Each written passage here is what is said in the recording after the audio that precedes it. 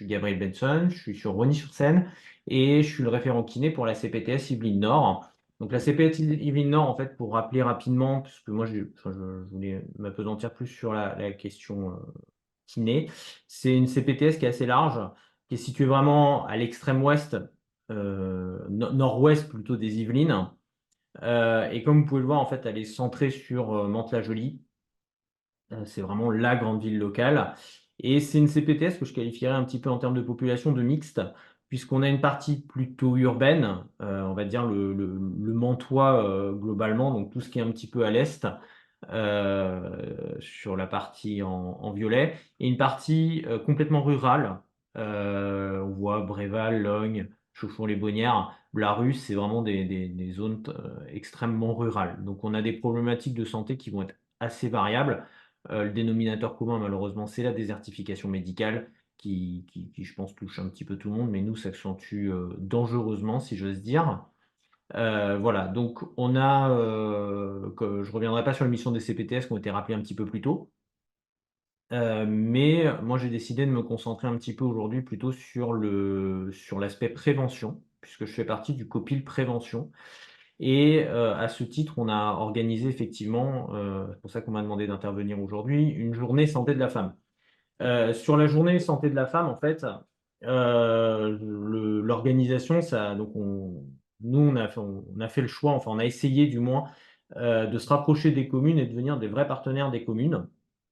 Il y a des communes avec qui ça match, qui sont très demandeuses et bah, elles nous prêtent des lieux publics. Alors souvent, c'est des salles des fêtes et on organise dedans un véritable parcours. Alors le parcours après, il peut être plus ou moins, fléché, comme on en avait fait un sur l'AVC et là, effectivement, il y avait vraiment un parcours. On passait par le stand infirmière, puis par le stand diététicienne, puis par le stand kiné activité physique, puis on terminait par le médecin.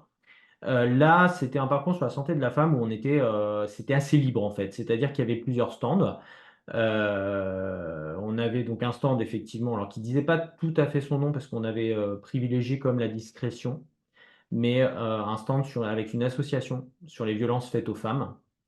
Il y avait un stand avec une sage-femme qui abordait des problématiques de la santé de la femme assez diverses qui pouvaient être, aussi bien, la contraception que la ménopause, que l'endométriose ou encore la rééducation, du périnée après un accouchement.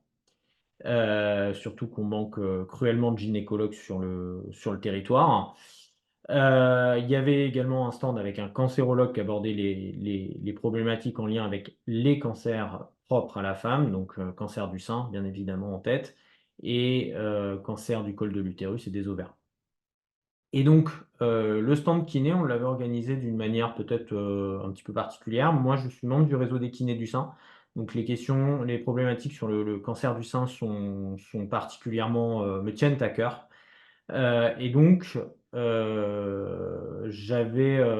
avait, découpé le stand un petit peu en 3 parties. Je travaille beaucoup avec une association locale et cette association, elle a quand même, une chance, c'est elle a investi dans un buste d'autopalpation. Donc la première partie, c'était avec l'association. Les bénévoles de l'association, en fait, apprenaient aux femmes à réaliser une autopalpation grâce au buste d'autopalpation. Ça a été particulièrement apprécié. La deuxième partie, je faisais passer en fait, à ces femmes en fait un questionnaire d'activité physique pour leur expliquer qu'en fait l'activité physique, c'était aussi quand même, un des meilleurs moyens de prévention, quant à l'apparition du cancer du sein, en prévention primaire et secondaire d'ailleurs. Donc j'utilisais un questionnaire d'activité physique, c'était le Ritchie et Gagnon et puis après on échangeait, on avait un temps d'échange pour leur demander un petit peu, comment est-ce qu'elles, pouvaient essayer d'augmenter le temps s'il était insuffisant, ou améliorer un petit peu les résultats. Et je mettais en parallèle, hein, les recommandations de l'Organisation mondiale de la santé, sur l'activité physique, pour un adulte alors de 18 à 65 ans et pour un adulte au-delà de 65 ans, donc plutôt un senior. Et la troisième partie, c'est que, je leur expliquais un petit peu aussi, bah, que malheureusement, quand le cancer il était là, on pouvait, remédier à de la kinésithérapie pour avoir un cancer du sein et l'interrogation que j'ai mise ici, vous avez dit kiné après cancer du sein. Bah, je l'ai mis tel quel parce que c'est une remarque que j'ai dans ma pratique déjà, mais que j'ai eu beaucoup aussi, sur des actions de prévention comme ça. Faire de la kiné quand on a eu un cancer du sein, ça paraît, tout sauf une évidence pour beaucoup de monde et je trouve encore un petit peu trop de monde. Donc j'en ai profité en fait pour expliquer un petit peu ce qu'on faisait et que non, le kiné après, la kinésithérapie après un cancer du sein, c'était pas, forcément du drainage lymphatique. C'était pas forcément que quand on avait un gros bras. C'était, aussi finalement, pour, restaurer la mobilité, la fonction d'épaule et aussi la force musculaire. C'était aussi, pour travailler les cicatrices et préparer éventuellement un projet de reconstruction s'il n'y avait pas eu de reconstruction immédiate. Et c'était aussi, bah, un petit peu essayer de contrecarrer les effets secondaires, de beaucoup de traitements, comme par exemple la radiothérapie. Bon, je rentrerai pas plus dans les détails, mais c'est vraiment expliquer, à toutes ces femmes, qui avaient nécessité à un moment donné, d'avoir recours à un kiné, parce que là, je pense qu'il y a peut-être des endroits où c'est plus compliqué que d'autres, mais moi je vois encore des femmes qui ont été opérées et qui me sont adressées 5 ans après. Et ça m'agace un petit peu pour tout dire, sans parler du fait que souvent elles souffrent depuis 5 ans, donc c'est ou 3 ans ou 2 ans, ça dépend. Donc c'est aussi l'idée, c'est aussi de faire passer le message et que malheureusement de temps en temps elles secouent un petit peu, les médecins pour avoir leur ordonnance de kiné et puis bon, là c'est vrai que nous on a la chance dans les Yvelines d'avoir l'accès direct au sein des CPTS. Ça va ouvrir aussi de nouveaux horizons. On va peut-être pouvoir, en fait, voir ces femmes, faire un bilan et après on sera en mesure de proposer à la lumière du bilan, ce qui sera nécessaire.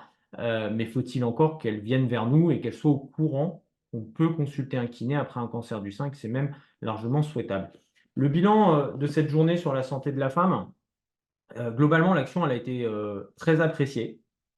Heu, Au vu des questionnaires de satisfaction. Par contre, bah, je pense que c'est peut-être le moment aussi de faire un échange d'un retour d'expérience. Nous, on est en train enfin, je fais partie du comité de pilotage. On est en train de revoir de fond en comble, en fait, le format des journées de prévention parce que malheureusement, en fait, on a remarqué que ces journées dans des salles des fêtes, où on bloque un samedi complet. Ça a pas toujours le succès escompté. Alors autant, sur la journée AVC par exemple, j'avais même pas le temps de manger, autant là parfois il y avait des gros temps morts et donc on est en train de réfléchir un petit peu à la manière dont on pourrait faire pour remobiliser un petit peu les populations parce qu'on a rencontré, notamment sur cette journée, parfois un peu de difficultés. On n'a pas mobilisé comme on aurait voulu et donc on est en train par exemple, de se poser la question carrément de mettre un stand dans certaines galeries commerciales. Parce que parfois les salles des fêtes, c'est bien, mais elles sont un peu excentrées du centre-ville et en fonction des communes, la communication n'est pas toujours faite, même si nous, on fait aussi une communication de notre côté. Voilà, il y a des choses quand même, qu'on souhaite revoir et je pense qu'il faut, c'est une problématique qui touche peut-être pas que notre CPTS, même si encore une fois, c'est une CPTS qui est un peu excentrée, on n'est pas en plein cœur de Paris.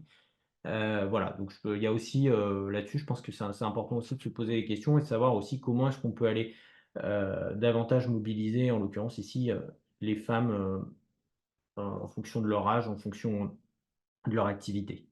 Voilà.